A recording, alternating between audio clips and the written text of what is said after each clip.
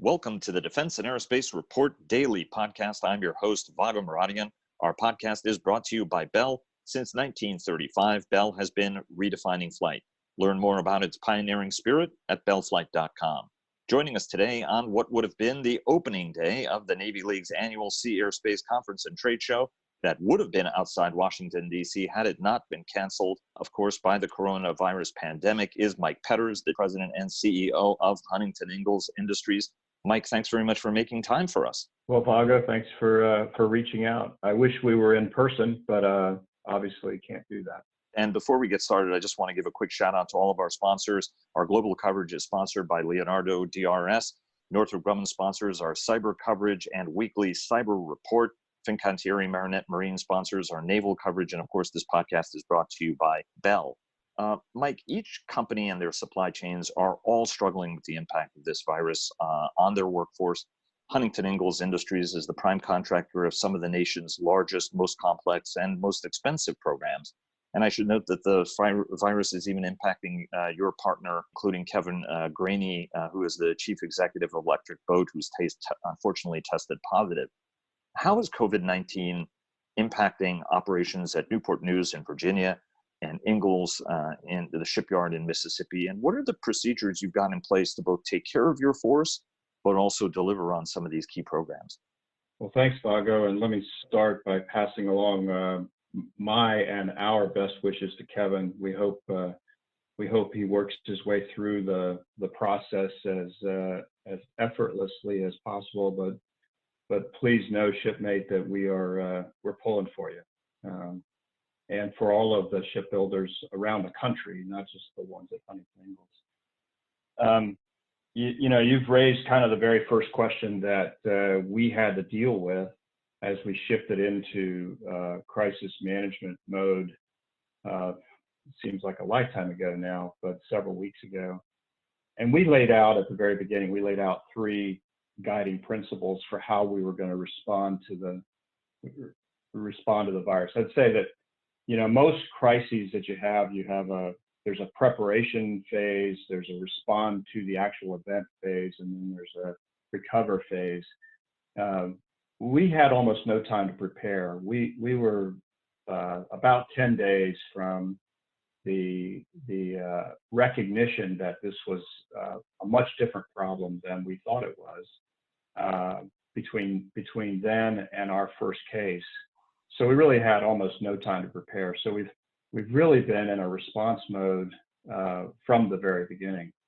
And the principles that we laid out as for that response was, let's make sure that we give our employees as much flexibility as we can to deal with the circumstance, whatever that circumstance is, in their own lives, whether it's the schools have been closed and the kids have come home, or they have to look out for their parents or their grandparents, or whatever this, maybe they've had family members who have been furloughed or laid off. Whatever that circumstance is, let's create and modify our policies for time to allow employees to make decisions without regard to their future employability. We right at the very front, we told our employees that however you work your way through this, you still have a job with us.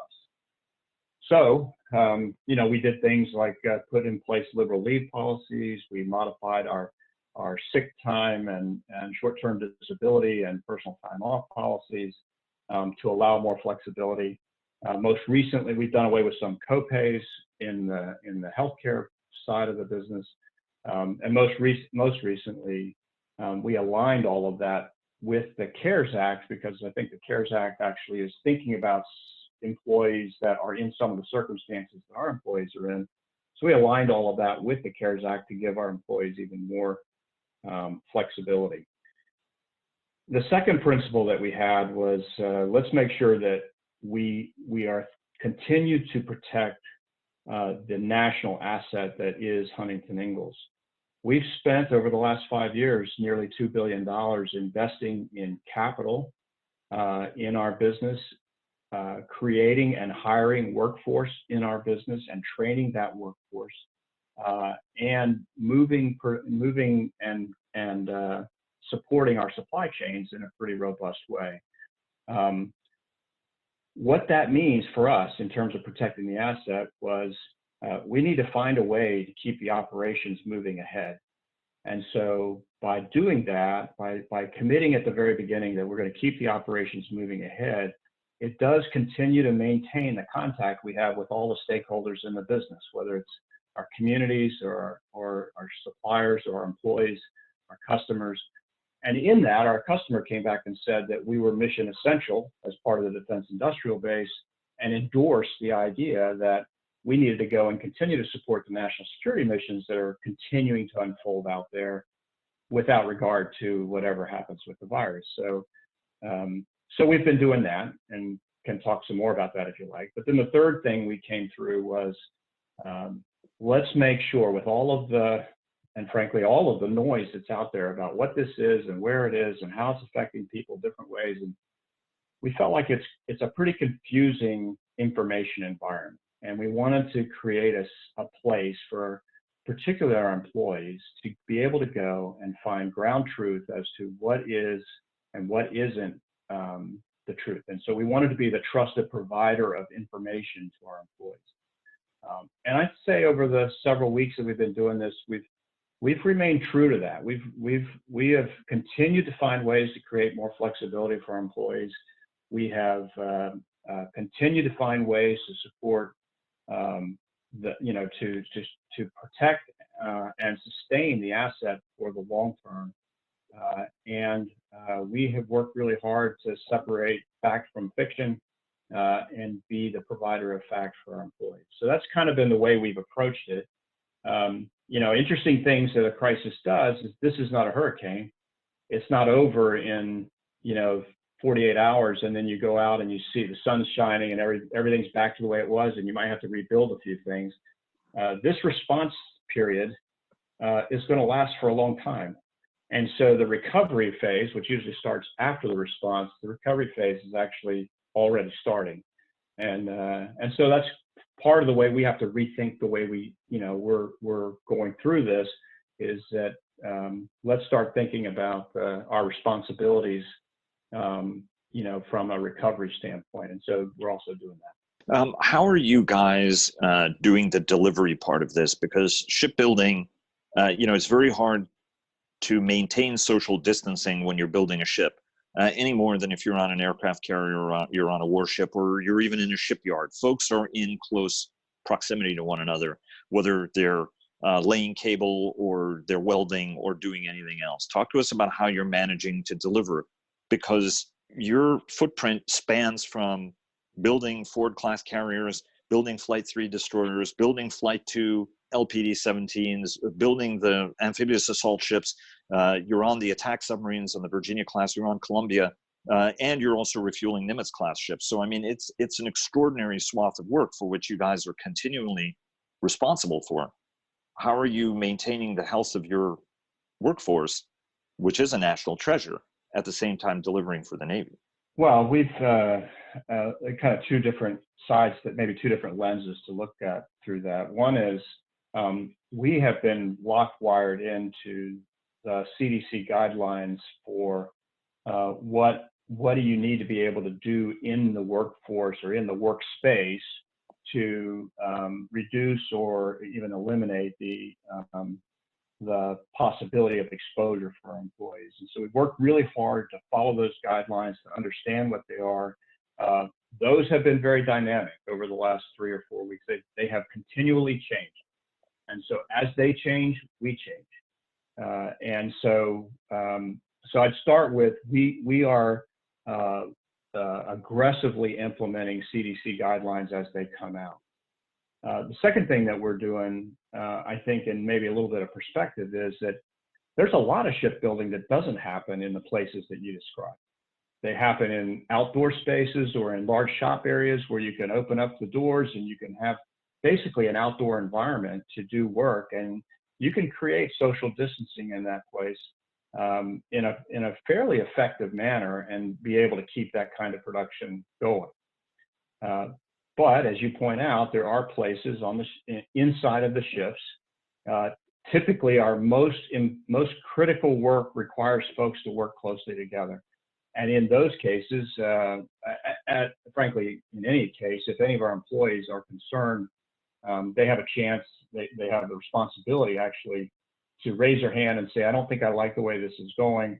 Let's rethink this. Let's replan this evolution so that we can even minimize the possibility of exposure even more.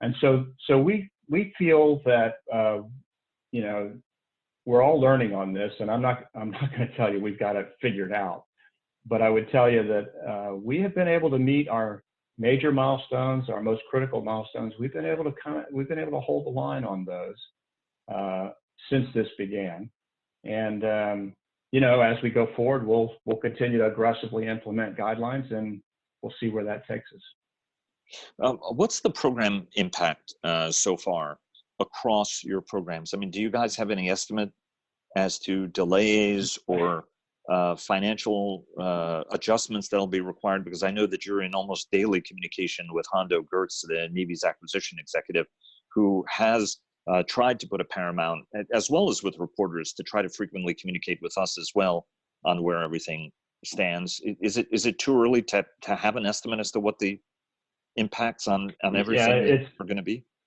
There's no question it's too early. I think I can safely say there are impacts. There will be schedule impacts, and there will be cost impacts, because working to these guidelines, clearly not as efficient as we had laid out when we first planned the work to begin with. And so that will then have follow-on cost and schedule guidelines impacts, but it's way too early for us to assess that. I mean, we're still spending most of our time on just how do we respond to what's happening today, and how do we make sure the next key milestone is supported and supports our customers. The other side of it, though, as you mentioned Secretary Gertz, and I just want to just say he's been aggressive in trying to make sure that we are all balancing these issues of workforce health and safety, mission requirements, and financial health of the industrial base. And in each of those areas, he's been a leader in bringing the industry together to talk about what's working in different places, try to take advantage of what we're learning independently so that we can learn it together. The changes that he's made relative to payment schedules, progress payments, cash flows, things like that, in an attempt not only to support the prime contractors, but to support our suppliers, I think has been not just the ideas of doing it, but the speed with which they put that guidance out has been, I think we'll look back on that and say that was a real strong, a real plus for what we're trying to do. I think that we'll have to see how this all plays out. Do we have a really long, slow event, or does it peak sooner, or models change every day, so it's almost impossible to try to predict where we're going to be in 2 weeks. But when it's all over with, we will be able to say, here's where we were when we started, here's where we are now. That much, or some fraction of that much of change, is related directly to the decisions that local leaders had to make with regard to milestones and the health of the workforce. So I have a lot to say about that, but the short answer to your question is that we don't know what the impacts are, but I think that we all know that there will be, and we're going to have to work hard to figure out what that is. I want to ask you a whole series of programmatic questions, but very quickly, you raised suppliers. You are the world's largest shipyard, but you depend on thousands of suppliers, in fact, some around the world, in order to be able to furnish you with all the things you need to make these sophisticated warships. How are you working with your suppliers, given that there are some very, very small companies that are very, very integral to what it is you guys produce? How are you working with those suppliers to support them in their time of need, so that they're there when you're ready to sort of get back up on step and get back to full speed? Yeah, so no question, the supply chain is where once you decide that you have a pretty effective process for your day-to-day operation yourself, then you turn to the suppliers and see, are they going to be able to support you down the road, now and down the road. And you mentioned the smaller suppliers, and obviously that's where there's been a lot of attention, not just on small suppliers, but on small business in general.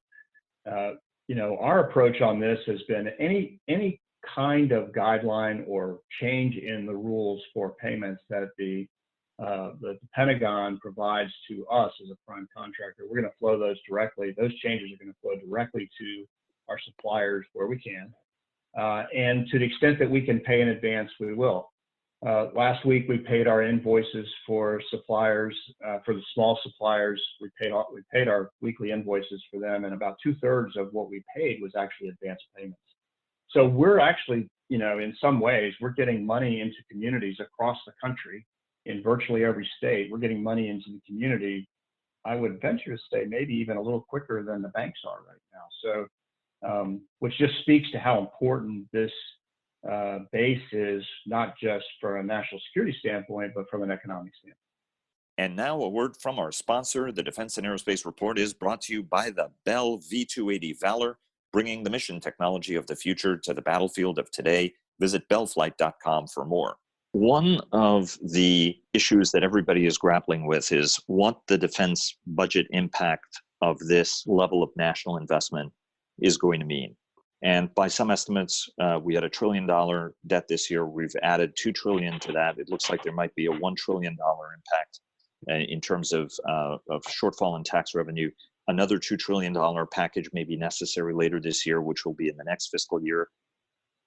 And there are some who are forecasting a rather dramatic and abrupt decline in defense spending, potentially in the coming year. Whether or not anybody wants that or not is irrelevant. As the chief executive of one of the nation's most important companies that then supports one of the nation's most important industrial bases, how are you planning and thinking through what this is going to mean on the other side as you do your strategic planning, given that that's something that you guys really pride yourselves on? Well, I'd say, first of all, 3 weeks or 4 weeks into this, I'm not sure that I'd say that strategic planning is at the front of what we're trying to do. We are thinking about, down the road and how does this play out. And I think the first place that it plays out, for us anyway, it starts with, we already have under contract an historic backlog. And we just added to that Friday night with the award of an LPD. And so we have a backlog of work that we will be working through over the next few years, just to start with, to continue the investment that we've made over the past 5 years in our workforce and in our suppliers. So I think that we actually have an opportunity to hit the ground into the future. We can hit that ground with a running start. What that future looks like, I don't know. But one of the things that we have been, as we built this workforce and supply chain to support us, we have focused on finding ways to make it agile. And whether it's digitization of our work in the shipyards or alignment with our suppliers and our engineering teams and our production teams to really ring out not only how are we going to do business today, but how we do business in the future. I think all of that will serve us well. I can't tell you that I don't even have a crystal ball. It's not foggy. I don't even have a crystal ball on what the future budget impacts of this experience are going to be, because we're not really even at the peak of this experience yet. So our focus has really been on let's sustain the investment that we've made in creating a dynamic and agile and responsive workforce and supply chain for whatever the Navy needs to do in the future. Let me take you to whatever the Navy will need in the future. It certainly is a dynamic time. We may not be achieving 355 ships, but I think that everybody recognizes the importance of making that investment in the Navy Marine Corps team. We've heard Acting Navy Secretary Tom Modly talk about the integrated shipbuilding plan to yield that sort of integrated fleet of the future. And Acting Secretary Modly has I want to ask you about two developments that potentially change the fundamental nature of what you might build. One is an effort to sort of relook at the aircraft carrier, given where Chinese capabilities are going, and what that future aircraft carrier force needs to look like. Are they very, very big, very sophisticated nuclear-powered ships as we have now in the Ford class? Or does it need to be a more distributed force of smaller ships? You and I have talked about that for years, as we've discussed that with Secretary Moodley. That the launch of that effort, I think, has been stalled in part because everybody is grappling with the coronavirus impact. At the same time, you have the Commandant of the Marine Corps, General David Berger, who's put his new vision out, which calls for a very, very different amphibious force for the future. Talk to us a little bit about how both of these change how you think about what have been fundamentally core programs, both on the aircraft carrier side of things, but also then on not just the amphibious assault ship side of the equation, but also just the amphibious force writ large. What does this tell you about where you may be going? And what are some thoughts that you're giving each of those services as they rethink their sort of premier platforms? Well, I would start. I've had the opportunity to speak to both the Commandant and the CNO about let's not forget that as you're thinking through the platforms, you're thinking through your assets to accomplish whatever your missions are, you should begin as part of your planning on the front end of this. You should consider that industry is an asset just like a ship is.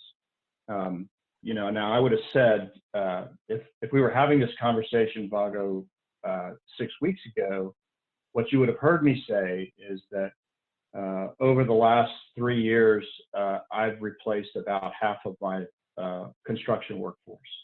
And our suppliers are doing the same thing. I mean, that's just normal, kind of we're attriting and hiring new folks. We're getting them trained up. We're adding to our workforce today. We were adding to our workforce at that point in time, 6 weeks ago, in an environment where unemployment was 3% or less. And the number of manufacturing jobs out there was open, and manufacturing jobs was 500,000. So people have choices about where they want to work and what they want to do and how they want to accomplish it. And we were making investments to go and create a workforce that would be in place to support whatever the Navy needed to do. You know, I don't know what that universe is going to look like, you know, 6 weeks from now, but I think that the point is that significant investment is made by everyone in the industry, not just HII. Everybody in the industry makes significant investment in training, in tooling, in capital, in all of those things to make sure that they can respond to the needs of the force, whatever that is. Most of us in the industry side don't, you know, we don't actually, we may know a little bit about the geopolitical wargaming that goes on, but we're not terribly involved in that all the time. And so for us, it's a little bit of a reactive respond kind of, well, if that's what you want to do, here's how we could do it sort of experience, which is why I argue that maybe we could get in sooner to the discussion and say, this is what the industry could actually do for you. And so now, as you start talking about the Marines who are thinking about a different way, a different construct, going back to the sea, getting off land, and all of that, and you think about where the Navy might want to go with carrier battle groups, having a flexible, responsive industry is going to actually be a discriminator in terms of our near peer or peer competition that we find ourselves in. And I think that's really our role, is to make sure that we are able to support where that wants to go. And the last thing I would say is that the lead times on this are, you know, frankly, this doesn't turn in a budget cycle. You know, a one-year budget cycle does not change the direction that you're going. The acting secretary and I have talked a little bit about this. If you want to talk about what the Navy of 2030 looks like, you can go and plan it and war game it if you want to, but by and large, with few exceptions, by and large, the Navy of 2030 looks like what we're building today. And so that's how, then it's how do you take advantage of that to bring in the new capabilities? And that to me is what the name of the game is going to be, is where we can take advantage of the stuff we're building, we will. Where the stuff we're building is no longer worthwhile, we will not do that anymore. So that's kind of the general approach, and we're excited actually about where this is going, because we think it's going to be a better product for the taxpayers and for the nation and it'll be a great opportunity for us. It's I think it's very interesting that at the end of the day, no matter, as you've told me many times, right, we're going to be part of whatever it is they decide they want to build, and you're as you just said, you're very happy to work with them in order to try to refine where it is that they want to go. I've got a couple of other questions I want to ask you, but let me just ask one quick question, which is, do you have any sense on what parts of your supply chain are going to get more or less expensive or more problematic as we go through this process? I mean, are there things you're already identifying as one of the nation's preeminent consumers of metal, for example, or metals, that you guys are seeing, or electronics, or any number of other supplies? Are there things you're already seeing that you're thinking like, hey, this is going to be something to pay attention to as we go through this process, or is that still one of those things that's a little too early to tell? Yeah, I'd say that's too early. We've had hundreds of suppliers tell us that no issues yet, and I would say underline yet. Okay, we've had dozens of suppliers say we have some issues, but we're going to be able to work through them. And we've got a handful that are sitting there saying we've got some real challenges. And so those are obviously the ones we're focused on. But I think writ large, I think for it's example, too early for the I don't think I want to go into any examples. No, I'd leave that alone. I just would say that if they put their hand up, we respond, and frankly, when we respond, the Navy's responding as well. So that's kind of the approach we're taking. I think a systemic approach to it is what you're asking about, and I think that's going to be kind of around the corner for us. It's not yet time, and we're not ready to do it yet. So. Let me go to, I want to talk about your technical solutions business, which was a couple of years, a glimmer in your eye that's really grown into quite a business. I've been meaning to congratulate you on your $1 billion Air Force intelligence, surveillance, and reconnaissance contract. But I mean, before we get there, I just wanted to ask you really quickly about the Navy's unmanned strategy. You guys are playing a role, obviously, in the Orca program, building the ship for, which is the ultra large diameter underwater vehicle. Prime contractor of that is Boeing, and you guys have a number of partners on that. The Navy also wants to build medium and large displacement unmanned surface vessels for use as adjunct magazines, among other things. As you look at that unmanned enterprise that the Navy wants to field, where do you see the biggest opportunities for you guys as the world's largest shipbuilder? Well, I think it's distinct from ship. I mean, we obviously have a lot of experience with building platforms that are going to be in the harsh environment of the sea, and so we know a lot about that.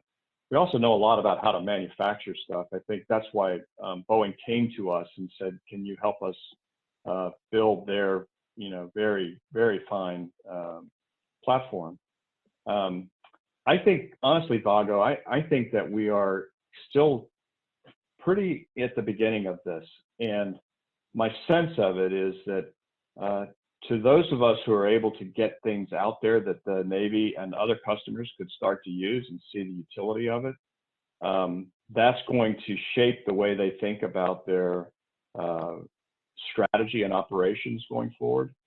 Our recent acquisition of Hydroid puts us in a place where we're involved across the spectrum now in the unmanned undersea space, whether it's the small and medium-sized platforms that Hydroid was doing, or the large, or the extra large, or the large programs that that we're doing with Boeing. We're kind of across the spectrum there, and our objective is to make sure we support our customer as they try to figure out which way they want to go. There's a roadmap, and they're following their roadmap, but they're going to get feedback on their roadmap, and then they're going to have to adjust, and we want to be right there with them to adjust. I would just finish that by saying, I think the more of these platforms they get to use, the more they're going to want to use them. So that's kind of why we've been really so heavily focused on creating this opportunity for the company. And obviously something that Mike Connor, former head of the submarine force, was one of the most vocal advocates for having a wide array of everything from small, and pretty soon the submarine force will get a submarine torpedo launch, a 21-inch torpedo launch capability, and to kind of move up that chain to much, much larger long endurance vehicles. Let's go to technical solutions for a second. So talk to us about the growth strategy there and where you want this business to be within the next decade, because you guys started small. Folks weren't really, I think, paying maybe as much attention as they should have been, and then all of a sudden you guys started landing some really significant major work. Talk to us about the strategy, how you continue to evolve it, and where you guys want to be in, say, 5 to 10 years on this business. Yeah, let's start back. We decided that if we were going to be, we knew we needed to diversify the business. To be solely focused in the shipbuilding space it can create a challenge if you're not creatively diversified. But we wanted to make sure that anything we did would be connected back to our principal franchise partnership with the Navy. So that's kind of how we started down the path, and we started looking at how do you segregate the different ways that companies go to market. And we realized that we had a lot of businesses inside of our shipyards that go to market much different than shipbuilders do. And at a point in time where we acquired Camber several years ago, we then had the critical mass to stand up the Technical Solutions division as a group of, I think we had 7 different businesses there, but they all went to market kind of the same way. They were small contracts, repetitive contracts, lots of human capital, not a lot of physical capital, very dynamic, as opposed to the shipbuilding, which is one big program or 7 big programs across 2 big shipyards. This is a very dynamic space. And as we have invested in the human capital in that side, and we've come to understand that businesses, what we wanted to be is we want to be the company that if you have a problem, the harder the problem, the higher on the list of people to call we want to be. And so, when we did this, we had, for instance, the Department of Energy. In my 30 years in the business, we had exactly one time where we had connected our ability to create nuclear engineers to the Department of Energy's need for nuclear engineers. And that happened at Savannah River. After we separated that business and put it over in Technical Solutions, and let them go to market as not as a shipbuilder, but as a provider of talent, and as a solutions provider, we became a Department of Energy prime at Los Alamos. We're also on the team that operates the second part of the Los Alamos program, and we're on the team that operates the Nevada test site. And so suddenly, within about 18 months, we went from one win over 30 years to 3 wins over 18 months, and that was fundamentally a change in the way that we approach the market. And as we've gotten better at that, we found more opportunities. We continue to be on the lookout for ways that we can enhance our capabilities that would strengthen our ability to be high on that list of hard problems to solve phone list. But for me to step back and say, I don't have a target that says I want to be so big by 2025 or 2030, because I just don't think that's an effective way to run the business. I want to run the business to say, these are capabilities that our customers are going to need, and let's go make sure that we have those capabilities to be able to provide them in their most urgent need. And so that's kind of the way we're driving it, and we'll see where it goes. But I think it could be bigger. There's no question about that. How big? I think time will tell. Lightning round, 1 minute, 3 questions. First, are you happy where you are on the Ford program? I mean, there are some folks who are looking at, this incredible warship and sort of being stymied by aircraft elevators. Are you fully confident you guys have learned everything important on that to make sure that the other ships that are in build are going to come off without a hitch? Very confident. I think, just think about where we are, Vago, just in the last 2 weeks. Ford got its flight deck certified, and we're at the limit of turning over the 5th elevator.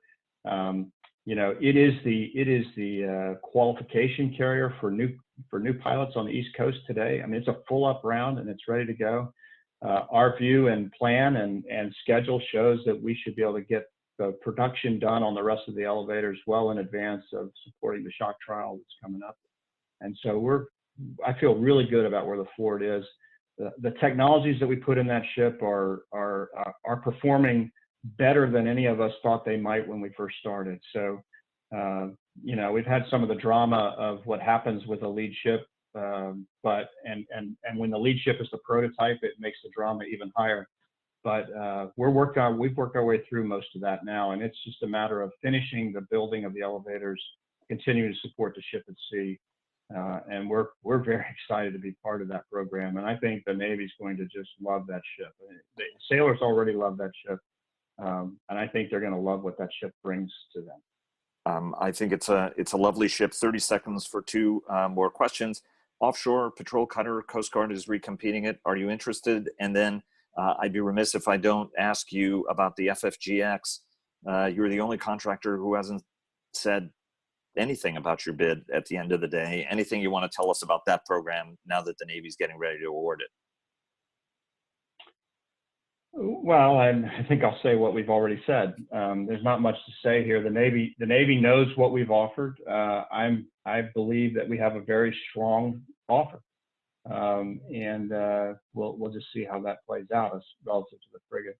And you know, we look at every one of these programs, whether it's the frigate or the OPC or any other program. We look at all of them and try to not only say, do we want to win that? Can we win it? But also, how does it fit with the rest of the work that we're doing? So, you know, from time to time, you've seen it. From time to time, we'll step back from a program and say, you know, we could do that, but it doesn't really fit well with the rest of the work that we're doing. So we step away from it. And I'll just say we do that on every single program. I'd say the OPC is getting that same kind of consideration at this point. You know, how does it fit? What do we want to do with it? How can we help the Coast Guard be successful? Mike, thanks very much for being so generous, spending so much time with us. And fair winds, following seas. Hope you, yours, and your team stay safe in what's coming ahead, and look forward to, as soon as possible, seeing you guys down in Newport News. Well, thanks, Vago. Thanks for doing this. It's always great to talk to you, and you know, hope you and yours are healthy and happy and safe. And really, for anybody else out there that's listening, we really hope that you're able to take care of your families and take care of the ones around you that need your support. So thank you all very much. And thanks for joining us. Please follow our daily interviews with top government, military, industry, and thought leaders at Defense and Aerospace Report, and subscribe to our weekly newsletter.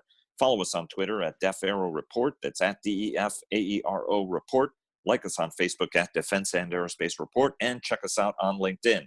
And check out our weekly Cyber Report sponsored by Northrop Grumman, and our Technology Report sponsored by General Motors Defense. For more than 80 years, Bell has pushed past the boundaries of what's possible to drive aviation forward, going above and beyond flight. Bellflight.com. Thanks again to Bell for their generous sponsorship, and we'll see you again tomorrow.